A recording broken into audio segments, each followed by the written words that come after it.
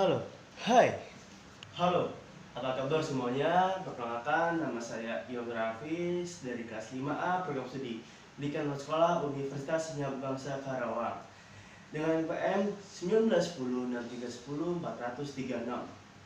Oke, baik teman-teman, di sini saya akan menjelaskan beberapa atau sedikit ilmu yang saya tahu tentang apa sih komponen pendidik dalam pembelajaran. Oke, baik, sebelum masuk ke situ, kalian tahu nggak sih apa aja komponen-komponen yang ada dalam pembelajaran? Oke, yang pertama tentunya ada kurikulum.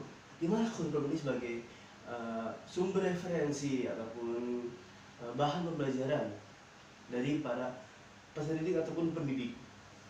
Lalu komponen kedua ada pendidik atau yang bisa kita kenal sebagai guru, atau mungkin dalam PLS kita sebut sebagai tutor atau pelatih.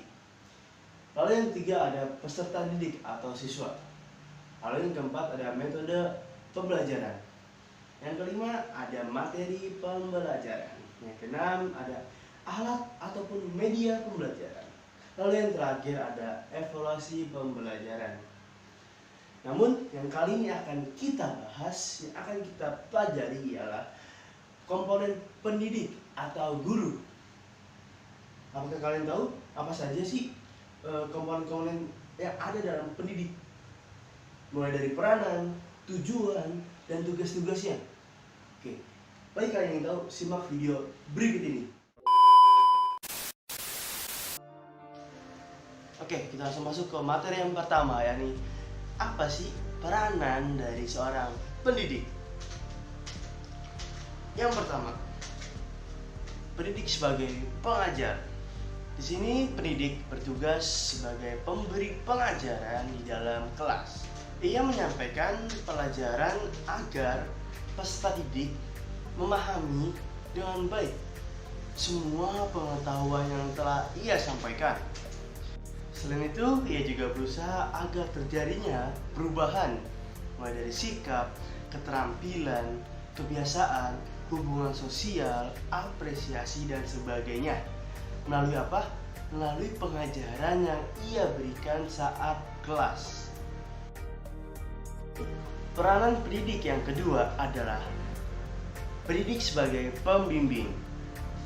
Pendidik berkewajiban memberikan bantuan kepada peserta didik agar mereka mampu menemukan masalahnya sendiri, memecahkan masalahnya, lalu mengenal dirinya sendiri, lalu menyesuaikan dirinya dengan lingkungannya. Pendidik perlu memahami dengan baik tentang teknik bimbingan kelompok, penyuluhan individual, teknik mengumpulkan keterangan, teknik evaluasi, lalu statistik penelitian, psikologi kepribadian, dan tentunya psikologi belajar. Lalu peranan pendidik yang ketiga yakni adalah pendidik sebagai pemimpin. Pendidik berkewajiban menjalankan supervisi atas kegiatan belajarnya terhadap peserta didik. Dan juga pendidik harus membuat rencana pengajaran bagi kelasnya, mengadakan manajemen belajar sebaik-baiknya, lalu melakukan manajemen kelas, mengatur disiplin kelas secara demokratis. Lalu di sini pendidik harus punya jiwa kepemimpinan yang baik, seperti dalam hubungan sosial, kemampuan berkomunikasi, lalu ketenangan, ketabahan, sense humornya, lalu tegas, dan juga harus bijaksana sebagai seorang pemimpin. Lalu berikutnya peranan pendidik sebagai ilmuwan. Pendidik dipandang sebagai orang yang berpengetahuan, bukan hanya dari siswanya, tetapi juga masyarakat. Oleh sebab itu, dia bukan saja berkewajiban untuk menyampaikan pengetahuan yang ia miliki kepada peserta didik, namun ia juga mempunyai kewajiban untuk mengembangkan pengetahuannya itu dan terus-menerus mengungkap pengetahuan yang telah ia miliki, sehingga pengetahuan yang ia miliki terus-menerus berkembang. Berikutnya ada pendidik sebagai pribadi. Nah, sebagai pribadi, setiap pendidik harus memiliki sifat-sifat yang disenangi oleh peserta didiknya oleh orang tua, dan juga masyarakat. Sifat-sifat itu sangat penting diperlukan agar ia dapat melaksanakan pengajaran secara efektif. Nah, sifat-sifatnya seperti apa sih? Nah, mungkin yang perlu kalian tahu sifat-sifatnya seperti bisa akrab kepada peserta didiknya, baik, menjadi contoh bagi peserta didiknya seperti itu. Lalu berikutnya, pendidik sebagai penghubung. Maksudnya apa sih penghubung ini? Sekolah itu berdiri atas dua pihak atau dua sisi, yakni satu pihak mengemban tugas menyampaikan dan mewariskan ilmu, teknologi, dan kebudayaan yang terus-menerus berkembang dengan lajunya. Dan di pihak yang lain ataupun di sisi yang lain bertugas menampung aspirasi, masalah, kebutuhan, minat, dan juga tuntutan dari masyarakat. Nah, di antara dua pihak ini ataupun dua sisi ini, kita sebagai pendidik memegang peranan sebagai pelaksana agar dua sisi ini dapat terlaksana secara seimbang dan juga efektif seperti itu. Lalu yang berikutnya adalah pendidik sebagai pembaharu. Pendidik memegang peranan sebagai pembaharu, oleh karena itu melalui kegiatan pendidik ataupun pembelajaran, pendidik menyampaikan ilmu dan teknologi. Nah, contoh-contoh yang baik pun juga harus ia sampaikan dan lain-lain hal. Maka yang nantinya jiwa-jiwa pembaharu ini akan tumbuh di dalam pikiran ataupun jiwa dari peserta didiknya. Namun tidak hanya peserta didiknya, namun kita sebagai pendidik juga harus bisa mengembangkan ataupun membuat suatu pembaharuan di dalam era sekarang ataupun pembelajarannya seperti itu. Lalu peran berikutnya adalah pendidik sebagai pembangunan. Sekolah turut serta memperbaiki masyarakat dengan cara memecahkan masalah-masalah yang dihadapi oleh masyarakat itu dengan turut melakukan kegiatan-kegiatan pembangunan yang sedang dilaksanakan oleh masyarakat itu. Nah, kita selaku pendidik, baik secara pribadi ataupun secara profesional, dapat menggunakan setiap kesempatan yang ada untuk membantu berhasilnya rencana pembangunan masyarakat. Nah, partisipasinya di dalam masyarakat akan turut mendorong masyarakat lebih bergairah untuk membangun. Itulah tadi peranan-peranan dari pendidik. Lalu berikutnya kita masuk ke dalam apa sih tanggung jawab dari seorang pendidik. Yang pertama, pendidik harus membantu peserta didik untuk belajar. Nah, tanggung jawab pendidik yang terpenting ialah merencanakan dan membantu peserta didik untuk melakukan kegiatan-kegiatan belajar guna mencapai pertumbuhan dan perkembangan yang diinginkan. Pendidik harus membimbing peserta didik agar mereka memperoleh keterampilan-keterampilan, pemahaman, perkembangan dari berbagai kemampuannya, lalu kebiasaan-kebiasaan yang baik, dan juga perkembangan sikap yang serasi dari para peserta didiknya. Yang berikutnya ialah turut serta membina kurikulum sekolah. Sesungguhnya pendidik itu merupakan seorang key person yang paling mengetahui tentang kebutuhan kurikulum yang sesuai dengan tingkat perkembangan dari peserta didik. Oleh karena itu, sewajarnya apabila ia turut aktif dalam pembinaan kurikulum di sekolahnya. Akan lebih baik pula apabila pendidik melakukan langkah-langkah tertentu dalam penilaian terhadap buku-buku pelajaran yang dia gunakan dalam pembelajaran di kelasnya. Lalu tanggung jawab berikutnya ialah melakukan pembinaan terhadap diri peserta didik, mulai dari kepribadian, watak, dan juga jasmaninya.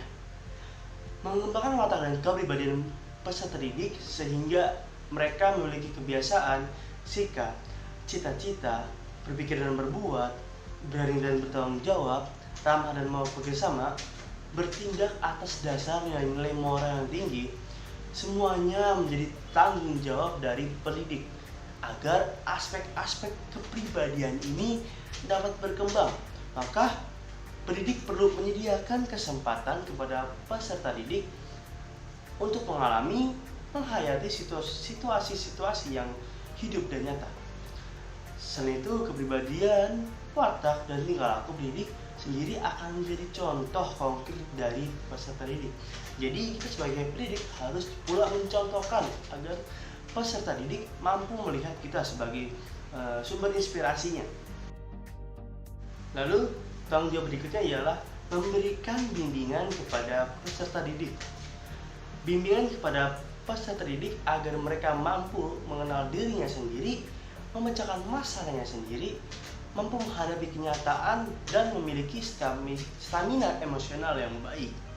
Sangat diperlukan bagi peserta didik.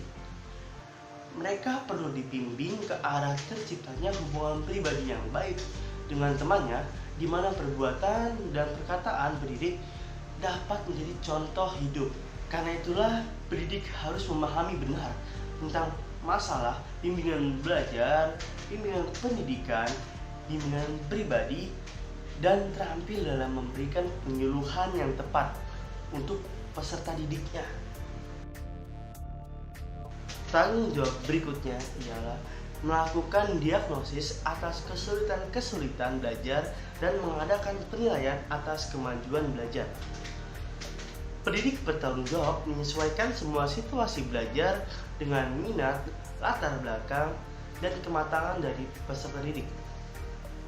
Pendidik juga bertanggung jawab untuk mengadakan evaluasi terhadap hasil belajar dan kemajuan belajar, serta melakukan diagnosis dengan cermat terhadap kesulitan dan juga kebutuhan dari peserta didik. Lalu berikutnya, mengenal masyarakat dan ikut secara aktif. Pendidik tak mungkin melakukan pekerjaannya secara efektif jika ia tidak mengenal masyarakat seutuhnya dan secara lengkap. Harus dipahami dengan baik.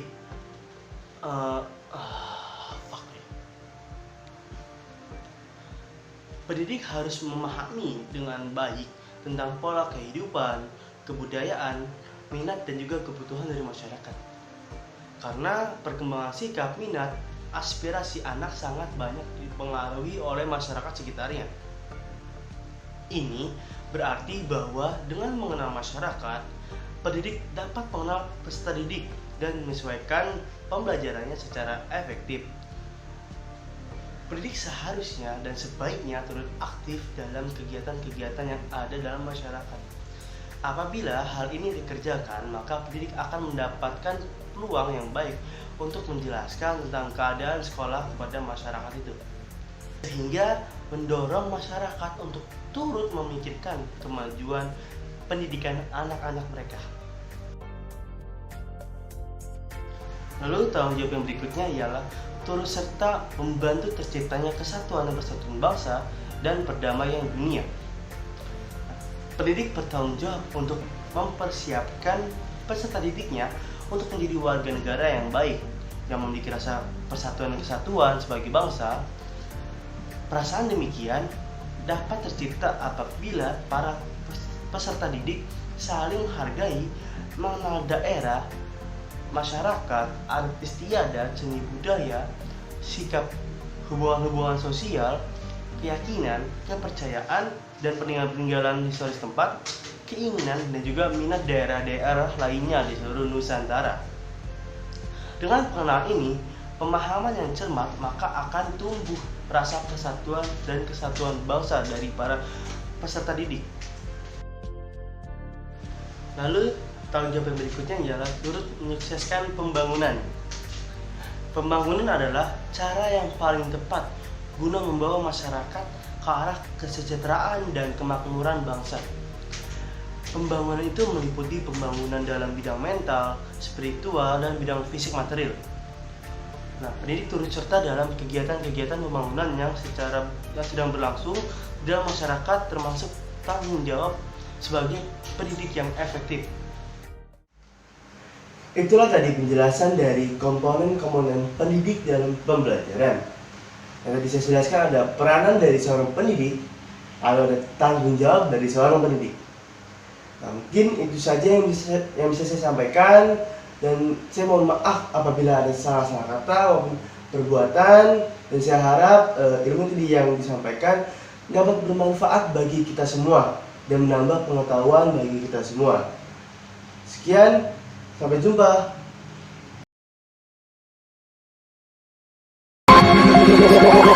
Like a Hellcat.